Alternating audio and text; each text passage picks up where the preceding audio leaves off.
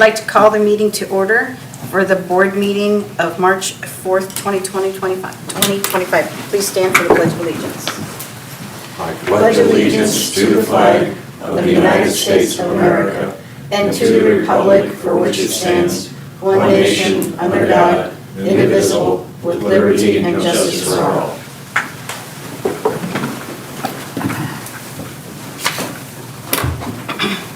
John, will you please do roll call? I will. Annette Schreiner. Here. Bob Eyre. Yes. Jim Salsbury. Appears to be absent. Dick Long. Present. Karen. Present. Thanks. We have an amended agenda, so we would need to make a motion to accept the amended agenda, please. I'll make a motion, we accept the amended agenda. Second. Thank you. Karen. Yes. Dick. Yes. Annette. Yes. And Bob. Yes. Next on the agenda is to approve the minutes of the February 18th, 2025 meeting. You all have been presented with the minutes from the meeting. May I have a motion to approve them as written? I'll make a motion. Second. Bob. Yes. Karen. Yes. Annette. Yes. And Dick. Yes. Next on the agenda is the hearing of public concerns. Anyone here like to come to the podium? Seeing none. Next on the agenda is a resolution. John, will you please number and read? Resolution number 7, 2025. A resolution in support of state issue 2, renewal of the state capital improvement program on the May 6, 2025 statewide ballot. Derek. So I'll just provide you a little bit of information about the program, and then Bryan has come tonight to talk about some of the highlights for the city and the utility of that program. But the Ohio Constitution currently contains a provision authorizing the state of Ohio to issue bonds to finance public infrastructure capital improvement projects for local governments. And that is called the State Capital Improvements Program. This program was created in 1987, and it was renewed by voters in 1995, 2005, and 2014. And this amendment would reauthorize the issuance of those bonds. The proposed amendment limits the bond issuance to $2.5 billion over a 10-year period. So this program and issue comes up for the voters every 10 years. Eligible applicants are counties, cities, villages, townships, and water and sewer districts. And eligible projects include road improvements, bridges, water supply systems, wastewater and storm collection systems. Funding is provided through grants or loans. They also offer loan assistance or local debt support. Since the voters first approved this program, it's funded more than 19,000 infrastructure projects and upgrades across all 88 counties. And in the current 10-year cycle, $2.3 billion have been awarded to 1,084 local governments for 4,490 projects. For the utilities, most recently, we utilized this grant funding on the South Lynn Street Waterline project last year, and we anticipate utilizing this funding this year for the East Mulberry Street Waterline project. But I'll turn it over to Bryan, and he has some more historical details for you. Yeah, we've, like Eric said, we've used this program over and over again. Since I'm the city engineer, we've received $3.2 million in funding in this project in grant funds. Not loans, grants, straight grants.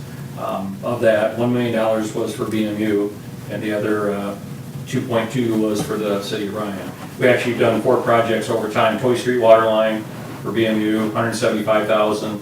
William Street Waterline, that was around 33 for $275,000, and then Derek said Lynn Street and East Mulberry we're going to do. In the city, we've done several sanitary sewer projects and a couple roadway projects. These grants aren't super easy to get. They're competitive. When I was in private practice, we learned how to be competitive and what projects were good. And waterline projects are good and sanitary sewer projects are good. It's tough to get a road project because you want to benefit a lot of users. And we don't have high traffic counts on a lot of the streets. We were able to get it for Brunicardie Way. when we did some widening there, and then also for Fountain Grove Drive back in the day, before the school was built. We did a rehabilitation on that and received, I want to say, $275 for that one as well. So it's been a great program. You know, without it, I don't know how we would be replacing sewer and water line. I mean, you know, like I said, for the Board of Public Affairs to have $1 million in the last 13 years or so, in the city to have 2.3 million or whatnot, it's beneficial. So I just want to urge everybody to get out and vote and tell everybody to vote for it, because again, it's just selling bonds. They do some loans through this program as well, and the interest that's made off those loans actually comes back in and can stretch our dollars even farther, kind of like what our revolving loan fund that we have in the city would do as well. So, yes, sir. What is the frequency of opportunity? So the applications are due usually the second week in September at the county engineer's office, so it's once a year. Each county has what we do priority points. You take your highest ranked project and you try and, there's a point threshold you need to try and meet to get funded. So we always try and pick a couple projects that you don't really guarantee funding, but that it's above, like last year for SKIP program, it was like 97 points you had to get above. So we try and get projects that are up above that point there to make it happen. But it's an annual application. We apply in September. I serve on a county committee that approves them. Then we take our top 3, LTIP, which is for transportation, and SKIP, which is for sewer and water. We send them on down to Bowling Green into our district, and we're in competition with 7 other counties in our district. And only the top so many can make it out of there. But again, we kind of know what the point threshold is, and Sure. I don't want to say know how to play the game, but we know how to fill the application out and get projects that are viable. So you propose projects that are going to be most opportunist Yes, for that to happen, so. yes. And this is annually? You do Annually, this once a year, yep. Once a year? Yep. Okay. So long-term planning, you have to kind of figure out where you want to be. Right, exactly. That's why, you know, I'll talk with Eric and his group usually in May or June, and we'll start trying to anticipate what we're going to apply for the following year. So, you know, we knew I want to do a sewer project South Walnut Street, and they want to do East Mulberry, and I thought, well, typically we only get one project, but there wasn't as many people that applied in the county this year, so we were fortunate to actually get 2. Is that unusual? Yeah, it's unusual. Usually most of the water line projects and sewer projects pretty much score the same, because we have the sweet spot. We know how many points we need to get and what we need to do to get there. So a lot of times I'll look and say, well, Bryan, you won last year, so, you know, how about we just not give you the priority points and we let Edgerton or let Eden or another community get it. But the other projects weren't big enough, so a lot of times they'll look at the dollar figures that come in the local committee. If, let's say, Schreiner wants to apply for a $50,000 grant, but Bryan's applying for $275,000, they would rather get $275,000 back in the community rather than just $50,000. So they'll look for more viable projects as well. I think sanitary sewer system out in your neighborhood actually is getting a $275,000 grant through Public Works. So. How can that happen? Because it's a county project? County engineer filled it out, he did good. Yeah. The question, when I was reading through it, it's the state of Ohio that aggregates and puts it in a bond and goes out and sells it into the marketplace, and that's where the funds come from. Correct, correct. Our tax dollars do repay those bonds. So the decision-making is down in Columbus? Yes, Okay. yes. Yeah, but it's all just a point system. It's a I understand. statewide ranking. Right, And yeah, they have to, how do you distribute the funds? Yep. Correct. Okay, gotcha. Yep. Okay, thank you. But no, we urge you all to get out and vote and tell your friends to vote because it's a worthwhile project. Yes, sir. That is a state issue, comes up in the primary? It is, Yes. it's gonna be in May this year. It's gonna be one of the few things that are actually on the ballot because we have nonpartisan races in November. So, first Tuesday in May, urge you to support and vote yes for issue 2. And oddly enough, the first time it was actually passed, it was also called issue 2. Okay, how often does that come up? 10 years. 10 years. Or every 10? You Yep. probably said that and I missed it. It's okay. Yeah, this is just us, one, asking for this resolution and support, and we're gonna send it to Ohio Municipal League so that they can get all of that together for somewhat community endorsements for it, but also to let our residents know it's very important that you go out and support this measure, because those tax dollars are clearly coming back and helping ratepayers and taxpayers' wallets. 4.35 million since It's- inception to the city. Especially like you said, it's a Pretty good. grant. So Yes. there's not a Grant. payback loan or anything like that, so, you know, the opportunity is there for us to participate. Absolutely. Okay, thank you. Thanks, Thank Brian. you. Thanks for the update. So may I have a motion to approve resolution number 7? So moved. Second. Dick? Yes. Karen? Yes. Annette? Yes. And Bob? Yes.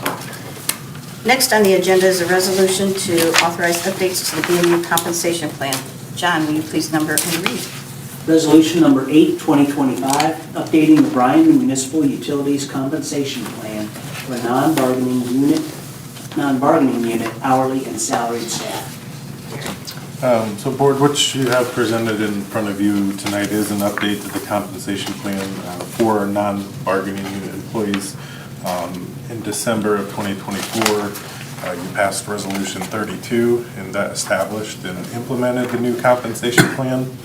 And at that time, 3 engineering assistant classifications, which would have been engineering assistant 1, 2, and 3, were vacant. Therefore, they were omitted from the initial plan. While they weren't included in the original approval, they have long been a part of BMU's workforce structure. We do have the potential for filling one of these roles, so it is necessary to include the compensation data into the plan. Each one of these classifications was assigned an appropriate pay grade, and that was using the same criteria and methods that we applied to all the other positions. So do want to make clear this update doesn't introduce new classifications, but simply ensures that these long-established roles are properly reflected in the pay structure. So I would request the board approve this update to the compensation plan.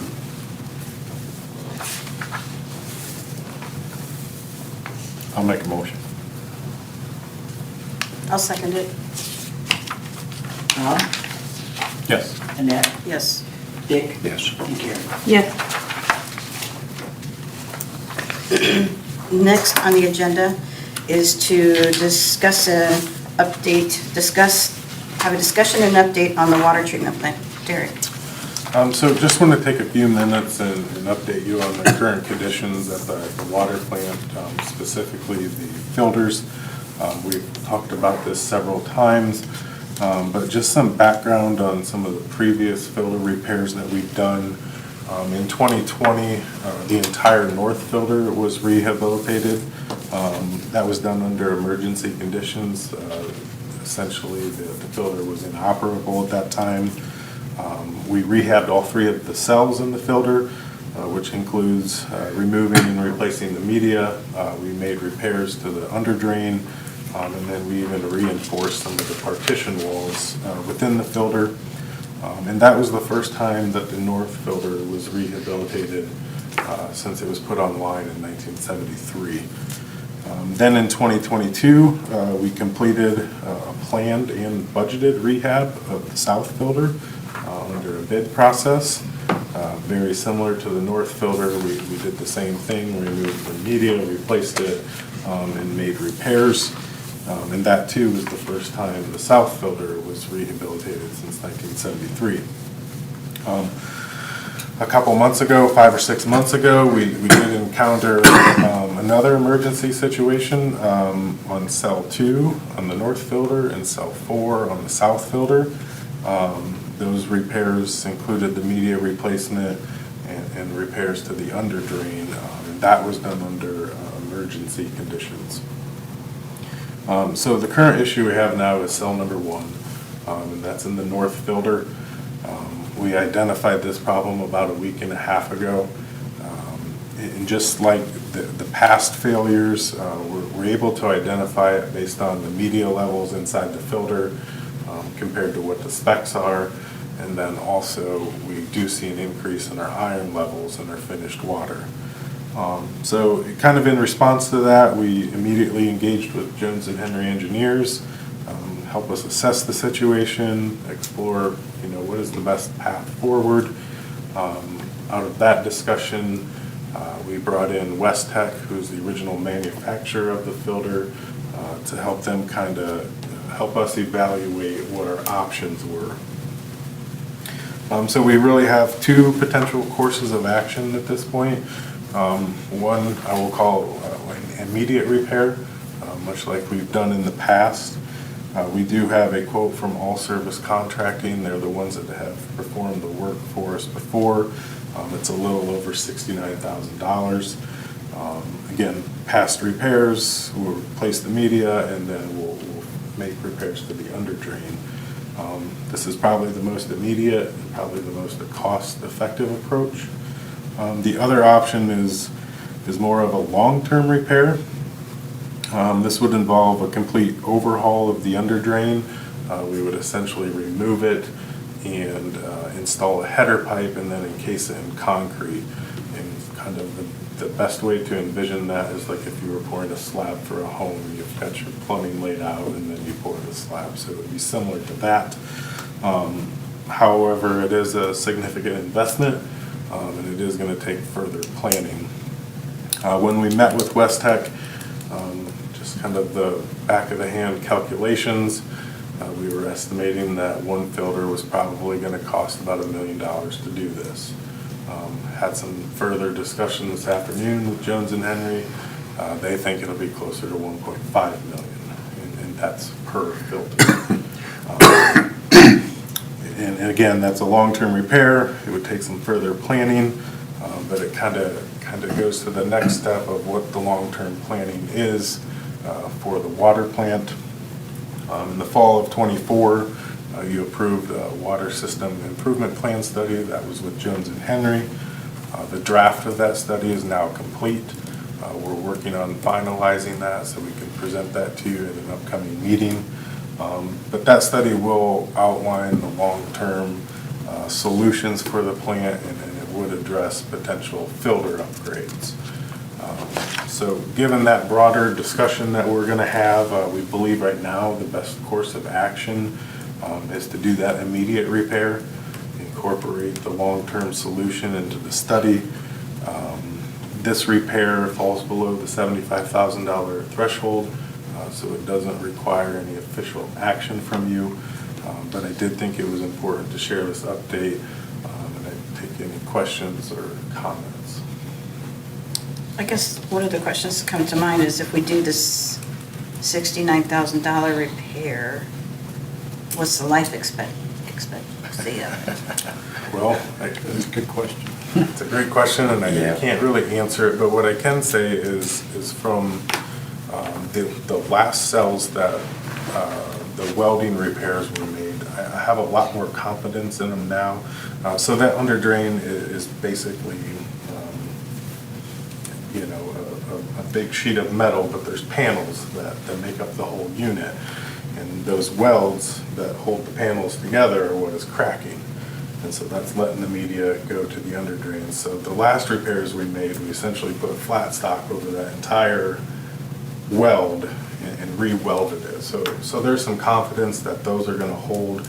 It's not gonna stop any holes from forming, but you are talking metal that's been submerged in water for 50+ years, so. Like I said, I think the short-term approach makes sense. But I think with, in essence, what you discussed too, with the grant opportunities for us, we have to do this on a long-term basis and make it right, because without the water treatment plant, there's nothing we can do for this. It's important that it has to be done. Right. So I think that makes sense to me. Fix it, short-term, long-term. How do we make it work, finance it? That way we're not rushed. I mean, it makes sense to, to go the repair route. We don't want to do the $1.5 million if we're looking. I'm sure that the long-term goal is to build a new plant here. The sooner we can get that done and going, I mean, it doesn't make sense to spend that much money that's just one filter. That's just one filter. And There's two of them. Then what are you gonna do if you do that? Then this one, we're putting a Band-Aid on it, but I don't think we have any choice. We can't afford to spend that $1.5 million. 2 weeks from now, that second one could go. And John and I spoke, million and a half dollars to do it now would be a pretty big hit to the fund balance, and we would likely have to go out and borrow money. Oh, yeah. To do it now. So, How long would it take for the short-term fix? I would imagine they'll be here relatively quickly. I mean, they're aware of the situation. We've talked to them, we've got the quote. Less than a week? I don't know if it'll be a week, but I would say in the next several weeks. It came pretty fast last Yeah. time. They've been They were right there. really great to work with.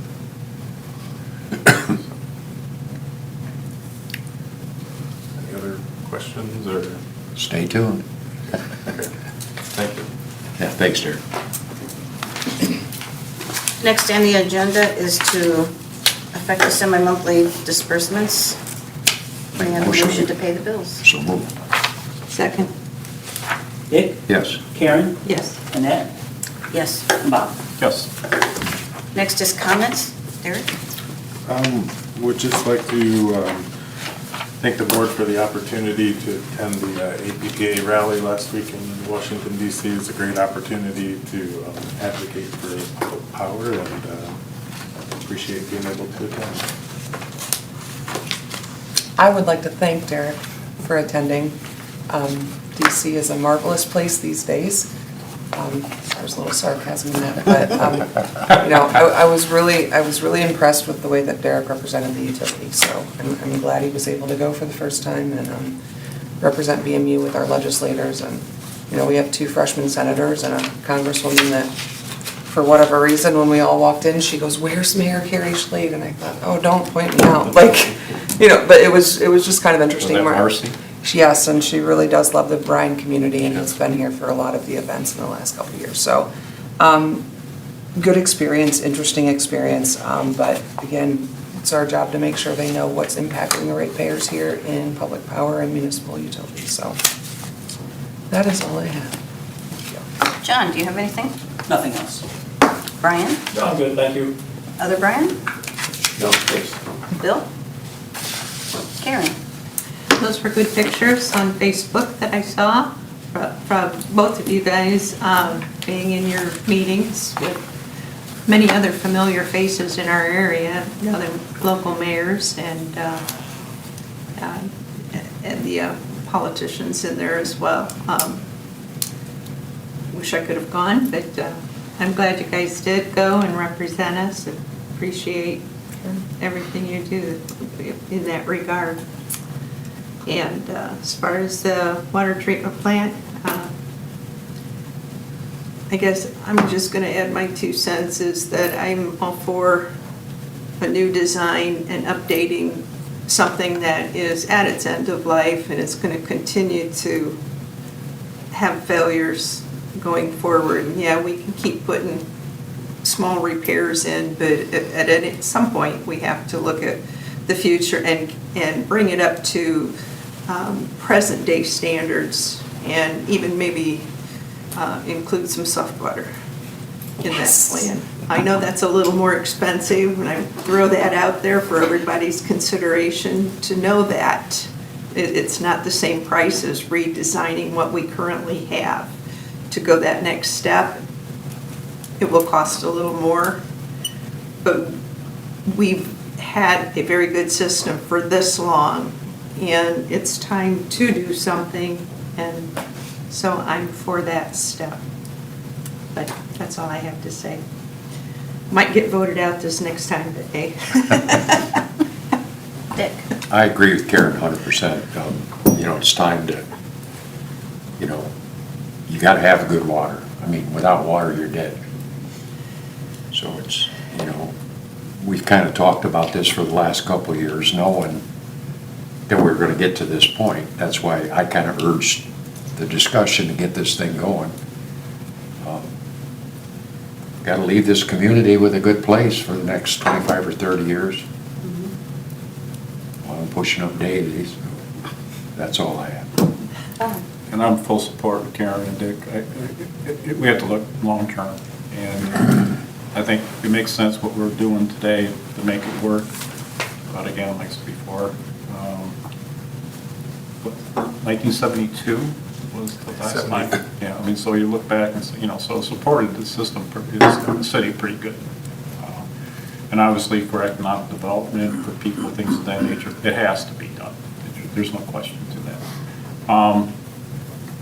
The meteorological season starts, so March, April, May is our spring. So we survived the winter, and we saved probably a lot of money to our customers with generation, so that's a big plus.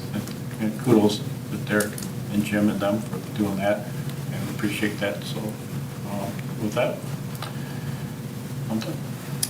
The only other thing I will add is that, we signed a resolution number 7 to support State Issue 2 in May 6th, 2025. So please, everyone, consider making a yes vote for that and show support.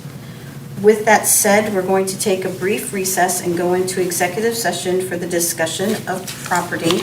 And in there, I would like to have the BPA members, Derek, Mayor Slade, John, and Bryan.